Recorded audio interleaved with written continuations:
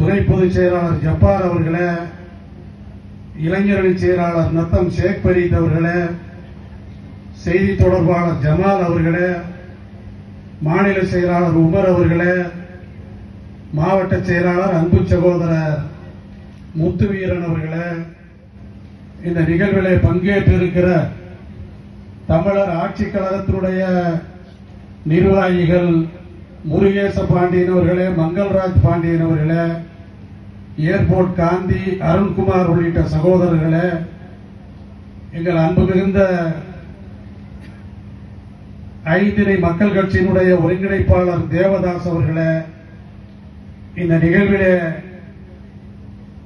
ஆயிரக்கணக்கிலே திரண்டிருக்கிற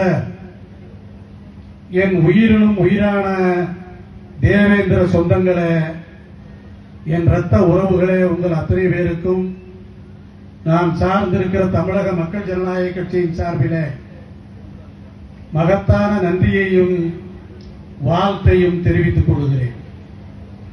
தேவேந்திர குல அரசியல் வரலாற்றில் எல்லா மக்களுக்குமான ஒரு அரசியல் அமைப்பாக தமிழர் ஆட்சிக் கழகம் உருவெடுத்திருக்கிறது. எல்லா மனிதர்களையும், எல்லா தலைவர்களையும், எல்லா மக்களையும் அரவணைக்கிற மகத்தான தலைவராக எஸ்.ஆர். பாண்டியன் உருவெடுத்திருக்கிறார்.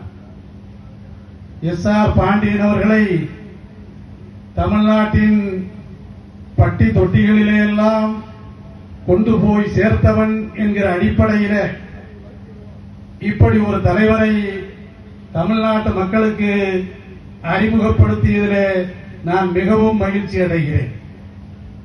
தேவேந்திர சமூகத்திலே பன்னெடுங்காலமாக தலைவர்கள் தோன்றியிருக்கிறார்கள். ஒவ்வொரு தலைவர்கள் மீதும் நூற்றுக்கணக்கிலே வழக்குகள். அவர்களை பின்பற்றுகிற எல்லோரும் இன்றைக்கு சிறைச்சாலைக்கும் நீதிமன்றத்துக்குமாக அலைந்து கொண்டிருக்கிறார்கள். ஆனால் கொள்கையை மட்டும் துணை கொண்டு சட்டமன்றத்திற்கு செல்ல இருக்கிற மகத்தான தலைவர் எஸ்.ஆர். பாண்டியன் அவர்கள். அவர் உங்களை நீதிமன்றத்துக்கு அழைக்கவில்லை, அவர் உங்களை சிறைச்சாலைக்கு அழைக்கவில்லை, அவர் உங்களை சட்டமன்றத்துக்கு அழைக்கிறார். எனவே என் இரத்த சொந்தங்களே, இன்றைக்கு அறிவாளை விட, கத்தியை விட, வெடிகுண்டை விட அறிவு ஆயுதம் மேலானது என்பதை அவர் உங்களுக்கு சொல்லிக் கொண்டிருக்கிறார். எனவேதான் எங்களை போன்றவர்கள் உடல் நலம் நலிவுற்றிருந்தாலும் கூட நூற்றுக்கணக்கான கிலோமீட்டர் தூரம் பயணித்து எஸ்.ஆர். பாண்டியன் கூட்டுகிற இந்த மாநாட்டிலே பங்கேற்க வேண்டும் என்று ஓடோடி நாங்கள் வந்திருக்கிறோம். இன்றைக்கு ஒரே ஒரு செய்தி உங்களிடத்தில் கேள்வியாக கேட்கிறேன். கிட்டத்தட்ட தமிழ்நாட்டின் மக்கள் தொகையில தேவேந்திர சமூகம் 8 முதல் 10% இருக்கிறது. இந்த 10% இருக்கிற இந்த சமூகம் கல்வியிலே, அரசியலிலே 10% இருக்கிறீர்களா என்கிற கேள்வியை உங்கள் முன்னாலே வைக்க விரும்புகிறேன். எத்தனை ஆண்டு காலமாயிற்று இந்தியா சுதந்திரம் பெற்று? எத்தனை ஆண்டு காலமாயிற்று இந்தியா குடியரசாக மாறி? இத்தனை ஆண்டு காலத்திலே உங்களிடத்திலே இருந்து வந்த சட்டமன்ற உறுப்பினர்கள் எத்தனை பேர்? ஆட்சித் தலைவர்கள் எத்தனை பேர்? காவல் கண்காணிப்பாளர்கள் எத்தனை பேர்? என்றைக்காவது இந்த சமூகம் அதை எண்ணி பார்த்திருக்கிறதா? ஏன் எண்ணி பார்க்கவில்லை? நம்முடைய சமூகத்திலே எத்தனை பேர் அரசு உயர் பதவிகளிலே இருக்கிறார்கள்? இதையெல்லாம் கேள்வியாக முன்வைத்துத்தான் எஸ்.ஆர். பாண்டியன் உங்களை அரசியலாய் அழைத்துச் செல்ல முயற்சிக்கிறார். அந்த முயற்சியிலே என்னை போன்றவர்கள் அவருக்கு உறுதுணையாக நிற்கிறோம். நாம் தமிழக மக்கள் ஜனநாயக கட்சியினுடைய தலைவர் என்பதை தாண்டி ஒரு இஸ்லாமியனாக தேவேந்திர சமூகம் மிகப்பெரிய அளவிலே வளர வேண்டும் என்று விரும்புகிறேன். இன்றைக்கல்ல, நீண்ட நெடுங்காலமாக இந்த சமூகத்தினுடைய கல்வி வளர்ச்சிக்காக, அரசியல் வளர்ச்சிக்காக, பொருளாதார வளர்ச்சிக்காக உங்களோடு இணைந்து நின்று போராடி கொண்டிருக்கிறேன்.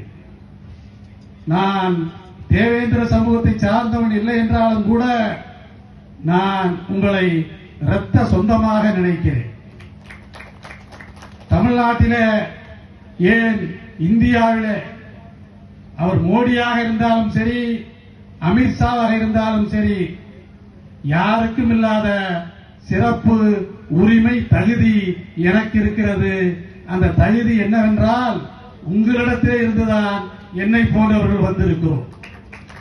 எனவே உங்களை பற்றி கவலை, அக்கறை எனக்கு இருக்கிறது. அந்த அக்கறையோடுதான் இன்றைக்கு உங்களை அரசியல் படுத்துவதற்காக ஒரு மகத்தான மனிதராக வந்திருக்கிற எஸ்.ஆர். பாண்டியன் அவர்களோடு நாங்கள் துணை நிற்கிறோம். தமிழ்நாட்டிலே அது பழனி பாபா நிகழ்ச்சியாக இருந்தாலும் சரி, அல்லது இஸ்லாமியர்கள் எங்கே பாதிக்கப்படுகிற நிகழ்வாக இருந்தாலும் சரி, அல்லது இஸ்லாமியர்களுக்கான உரிமை கோருகிற மாநாடுகளாக இருந்தாலும் சரி, எனக்கு முன்னாலே அங்கே எஸ்.ஆர். பாண்டியன் இருக்கிறார். எனவேதான் தேவேந்திர சமூகம், இஸ்லாமிய சமூகம், ஆதி திராவிடர் சமூகம், அருந்ததியர் சமூகம் இவர்களெல்லாம் ஒன்று சேர்ந்தால் தமிழ்நாட்டின் அரசியல் அதிகாரம் நம் கையிலே என்பதை உணர்ந்து கொள்ளுங்கள். நம்ம ஒன்று சேர்ந்தா செயின்ட் ஜார்ஜ் கோட்டை மட்டுமல்ல, செங்கோட்டையே நம் கையிலே இருக்கும். நம்ம ஒன்று சேர்றது இல்ல. யானைக்கு எப்போதும் தன் பலம் தெரியாது. யானை சின்ன அங்குசத்தை காதிலே வைத்தால் பயந்து பாகன் சொல்வதை கேட்பதை போல நாம் அரசியல்வாதிகள் போடுகிற உத்தரவுகளுக்கு நாம் கைகட்டி வாய் பொத்தி நின்று கொண்டிருக்கிறோம். எனவே இந்த தேர்தல் அல்ல, எதிர்காலத்திலே சொல்லுகிறேன், இஸ்லாமியர்கள், ஒடுக்கப்பட்ட சமூக மக்கள் ஒன்றிணைந்தால் அரசியல் அதிகாரம் என்பது நம் கையிலே. நிச்சயம் ஒரு நாள் இந்த சமூகத்திலே இருந்து ஒரு முதலமைச்சர் வேட்பாளர் வருவார். நிச்சயம் தமிழ்நாட்டை இந்த சமூகம் ஆளும். ஒடுக்கப்பட்ட மக்கள் எல்லோரும் அதிகாரத்துக்கு வர வேண்டும். இதைத்தான் பாபா சாஹிப் அம்பேத்கர் அவர்களும் தந்தை பெரியார் அவர்களும் விரும்பினார்கள். இந்த திடலுக்கு கூட நான் வந்தவுடனேயே பார்த்து மகிழ்ச்சி அடைந்தேன். யாரும் ஒடுக்கப்பட்ட சமூக மக்கள் கூட வைக்க பயப்படுகிற பெயரை, தந்தை பெரியாரின் பெயரை எஸ்.ஆர். பாண்டியன் சூட்டி இருக்கிறார். அதற்காக அவருக்கும் அவருடைய தோழர்களுக்கும் தமிழர் ஆட்சிக் கழக நண்பர்களுக்கும் என்னுடைய மகத்தான வாழ்த்தை நான் சொல்லிக்கொள்ள விரும்புகிறேன். இன்றைக்கு தேர்தலிலே எஸ்.ஆர். பாண்டியன் பங்கேற்பதற்கு வாய்ப்பில்லாமல் வேண்டுமானால் இருக்கலாம். ஆனால் எதிர்காலத்திலே எஸ்.ஆர். பாண்டியன் போன்ற சகோதரர்கள்